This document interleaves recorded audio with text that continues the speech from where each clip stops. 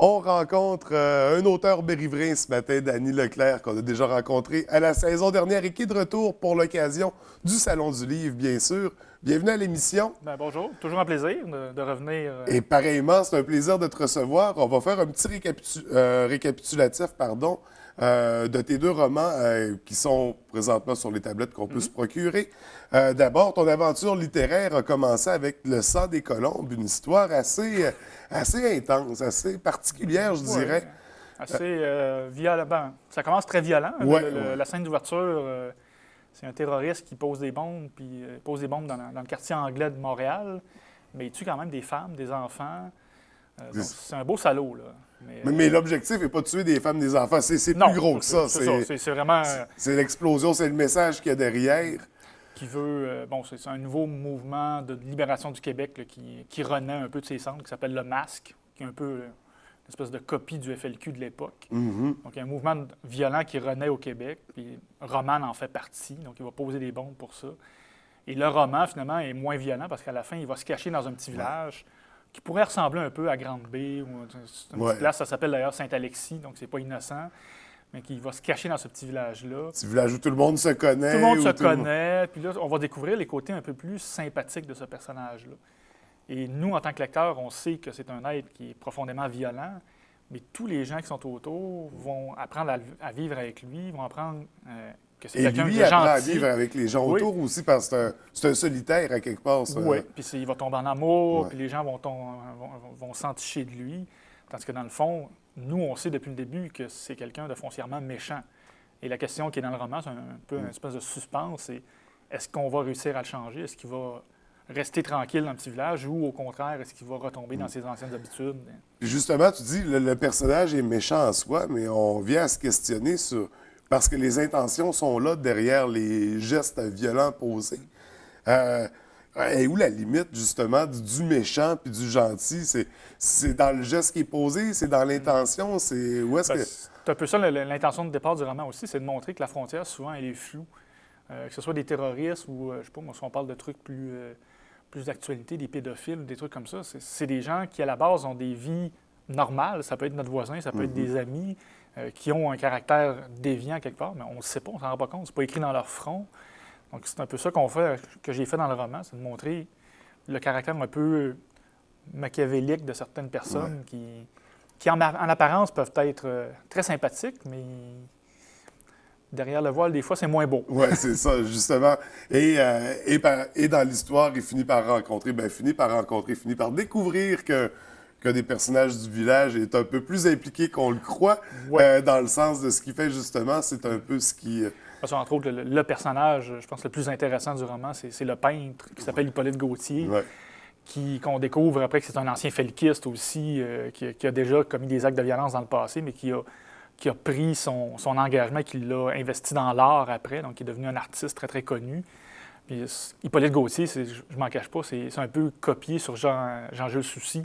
Okay. Je l'en ai dit, je m'excuse pour Jean-Jules, mais je l'ai vraiment rendu pire qu'il est. C'est un gros dégueulasse, Hippolyte Gauthier, mais c'est rendu un artiste connu, de notoriété mondiale, mais qui cache un passé de felkiste. Justement, un passé qui explique pourquoi il en est rendu là au moment où l'histoire se déroule. Où est-ce que tu es allé chercher l'inspiration pour une histoire comme ça? C'est surtout un questionnement que j'avais. C'est-à-dire, je me suis posé moi-même la question en tant qu'individu qui a des aspirations nationalistes. Je me dis, OK, on peut faire des choses pour le pays, donc on peut s'engager au niveau de l'art, au niveau de la politique. La violence, c'est aussi un choix que certains individus peuvent prendre. Mm-hmm. Puis j'ai essayé de comprendre pourquoi on peut en arriver ou comment on peut en arriver à cette extrémité-là. Je ne l'endosse pas, loin de là. Je l'ai mis en scène dans le roman, mais je ne l'endosse pas, mais j'ai essayé de comprendre pourquoi des individus sont prêts à aller jusque-là. Qu'est-ce qui les pousse, qu'est-ce qui les amène à faire ça? Que la cause prenne autant d'importance. Qu'on pose des gestes aussi. Que tu es prêt à tuer des gens, des pauvres innocents, des femmes, des enfants, au nom de la cause. Ça, c'était quelque chose qui m'échappait et que j'ai essayé de comprendre à travers l'écriture de ce roman-là. D'ailleurs, c'est ce qui rend... C'est un aspect très intéressant du roman. Je le suggère fortement. Et s'ensuit un deuxième roman. On change de genre complètement. Complètement différent. On n'est plus dans la violence du premier roman, disons. Le Saint-Christophe, qui paraît à la base être un roman autobiographique, Ouais. L'histoire, c'est ça, d'un Saguenéen qui, comme ben des Saguenéens, suite aux études, s'en va à Montréal pour poursuivre. Ben, veux-tu nous raconter un peu de quoi il s'agit? Oui, ben c'est ça. C'est le cas typique du jeune universitaire, en tout cas, qui arrive Ouais. au choix de l'université, qui décide de partir, donc de s'exiler de la région, qui va quitter ses amis, sa famille, sa région natale, qui va aller s'exiler à Montréal, en pensant trouver là une quiétude qui va lui permettre de mieux réussir ses études. Ça va durer 1 an. Et après 1 an, donc sa blonde va venir le rejoindre, ses amis vont revenir le rejoindre aussi, puis ils vont s'établir leur quartier dans un appartement sur la rue Saint-Christophe, à Montréal, d'où le titre du roman. Donc, le Saint-Christophe, c'est l'appartement des amis du personnage principal, Christian Gingras. Puis c'est une petite rue, pour ceux qui connaissent Montréal, c'est à 2 rues de Berry, donc terminus d'autobus voyageurs. Parce que Saint-Christophe, c'est le patron des voyageurs. Puis c'est aussi le patron de la tempérance. Donc, les anciens Lacordaire, le patron de la tempérance, c'était Saint-Christophe.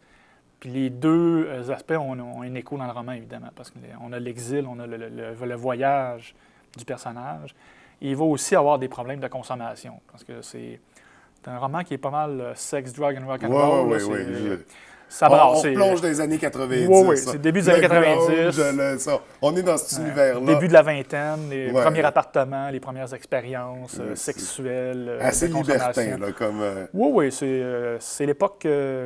l'apparition du sida dans nos vies, mais où on était encore un peu insouciant. Mais même si on replonge dans les années 90, je pense que c'est un roman qui a été beaucoup apprécié par tous ceux qui ont vécu une expérience similaire, pas nécessairement du Saguenay, mais partir de la région pour aller vivre à Montréal. Peu importe l'époque, je pense que ça revient toujours un peu au même. Tous ceux qui se sont exilés, qui ont eu à faire ça dans leur vie, donc, mais qui sont passés par l'université aussi, je pense qu'à un moment donné, on a tous ça un peu, une espèce de pied à terre, une espèce de lieu de rencontre. Mais les études universitaires aussi, tout ce que ça entraîne de découverte, de transition. Mais je parlais entre autres à 2 écrivains de la région, entre autres André, que je vais être très content de voir tantôt, qui a lu le roman et qui se reconnaissait là-dedans aussi. Yvon Paré du Progrès d'Image, qui m'a fait une super belle critique, puis qui disait, lui, qui est d'une autre génération, mais qui a vécu à peu près la même chose. C'est plusieurs ça, années. On revit cette transition-là en lisant le roman. Ça m'a fait à peu près le même effet aussi, même si les époques n'étaient pas nécessairement les mêmes. Ça reste... C'est comme ça que ça se passe quand même. Les faits historiques changent, mais la trame de fond... Je ne veux pas dire sex, drug, rock'n'roll. On va se poser des choses. Quand on arrive, c'est ça, dans un milieu comme ça, on est bombardé à gauche, à droite. C'est la découverte, c'est l'expérimentation, c'est toutes les expériences fun de la jeunesse. Bon, on essaie des choses, on apprend à se connaître aussi. C'est une quête d'identité, c'est un roman d'apprentissage là-dedans, où le personnage ne sait pas encore qui il est à 18-19 ans, puis...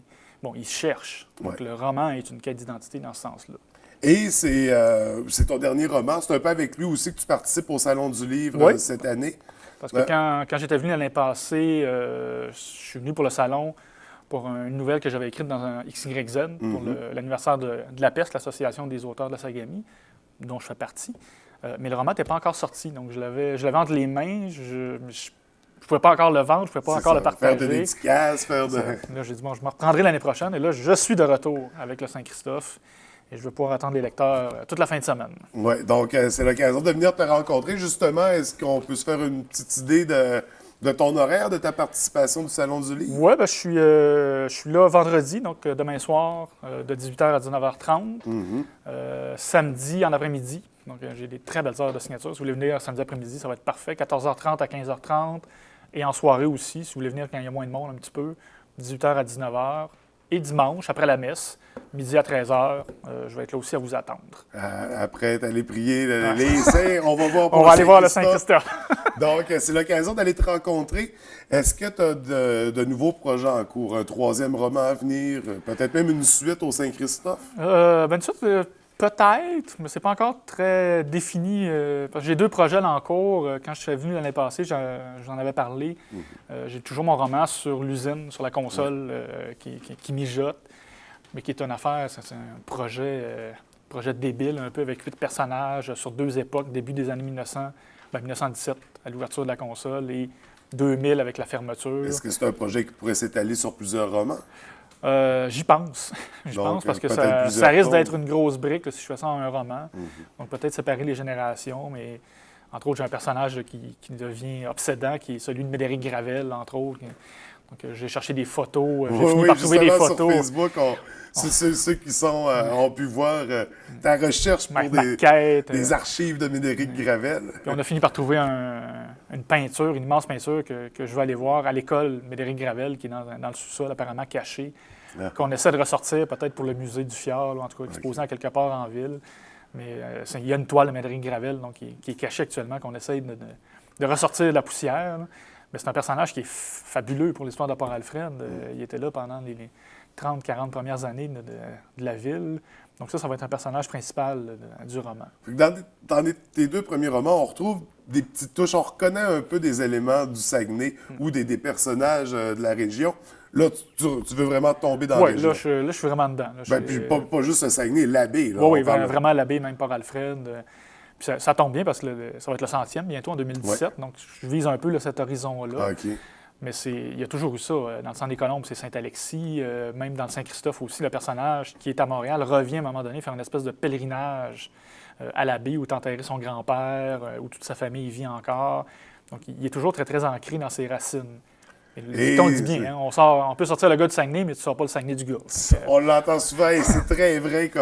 Ça fait que ça reste important pour toi. Ça reste ta référence à quelque part. Oui, puis je dirais une des constantes là, dans les 2-3 romans qui s'en viennent, c'est toujours la quête d'identité. C'est qui suis-je, qui sommes-nous, d'essayer de trouver justement ces racines-là, de creuser dans ces racines-là. Là, on dit 2-3 romans qui s'en viennent. On vient de parler d'un projet. Ça serait quoi les autres projets à venir? Ben, j'en ai un autre qui est plus intense. Moi, j'ai une période moins heureuse là, cet hiver. J'ai eu à me battre contre le cancer. J'ai un cancer du rein. C'est un bon cancer, finalement, parce que finalement, quand ça ne dégénère pas, quand il n'y a pas de métastase, on enlève le rein, puis tout est fini, tout est beau. Pas de chimiothérapie, pas de radio. Donc, c'est génial. Mais la période avant, où on ne sait pas, où on est dans l'inconnu, toute une période de stress intense qu'on ne connaît pas quand on ne vit pas ça. Et là, j'ai écrit, en 30 jours, j'ai écrit 30 000 mots. Donc, un mini-roman que j'ai appelé « Le Grand Manège », qui raconte un peu, justement, ce manège-là des émotions qui montent, qui descendent. Et là, je veux en faire un roman, mais c'est pas encore clair. C'est un peu trop près de moi. Oui, on est plus dans l'autobiographie. C'est ça. Là, je suis vraiment dans l'autobiographie. Mais je vais probablement faire comme le Saint-Christophe aussi, m'en détacher un petit peu, puis rentrer la fiction là-dedans un peu pour prendre une certaine distance par rapport aux faits. Parce que là, je suis collé dessus. Oui, ça ne doit pas être facile non plus. Je vais peut-être attendre un petit peu, le laisser mijoter, travailler plus l'histoire de l'usine en attendant. Donc, celui à surveiller, c'est celui de l'usine. Oui. Le prochain à voir. Donc, on rappelle, tu es au Salon du Livre vendredi, samedi et dimanche. Oui. On va te rencontrer pour discuter de tes romans, se faire signer des dédicaces. Plaisir de vous rencontrer. Puis, si vous voulez m'écouter ce soir aussi, je suis à Radio-Canada, FM 93.7. Je poursuis, on appelle ça la nouvelle à 5 mains. C'est une nouvelle qui a été commencée lundi par Mylène Bouchard. Jean-Pierre Vidal a écrit la suite mardi, Elisabeth Von Arbour hier. Et là, ce soir, j'ai su la suite hier. Elisabeth Von Arbour a lu. C'est le cadavre exquis ou... c'est plus une nouvelle fantastique. Tu connais les histoires précédentes. On connaît les histoires précédentes, puis là, il faut faire la suite. Et là, j'ai un mot à intégrer à mon histoire qui est pif. Donc, il faut que je sors d'entrevue et je m'en vais écrire cette nouvelle-là aujourd'hui, pour la lire autour de 16h30 sur les ondes de Radio-Canada. C'est toujours des exercices littéraires intéressants, ça, avec les contraintes. C'est tellement stimulant en même temps. C'est un exercice. J'avais hâte hier, j'étais en auto, je m'en venais ici, puis j'avais hâte de pouvoir arrêter pour regarder sur mon cellulaire c'était quoi le fameux mot que Guy Bertrand m'avait réservé. Donc là, j'ai dormi hier, j'ai pu réfléchir un peu à ça, puis là, il faut que j'aille l'écrire. Donc, c'est à surveiller aujourd'hui. Ce soir. À quelle heure? Vers 16h30. 16h30, 17h, sur les ondes de Radio-Canada. Bien, merci beaucoup, Danny. C'est moi qui te remercie, François. Tu sais, tu es le bienvenu quand tu es de passage. Puis la prochaine fois, on va parler du 3e roman. Oui, on espère. Excellent, merci. Merci, bonne journée. Bonne journée.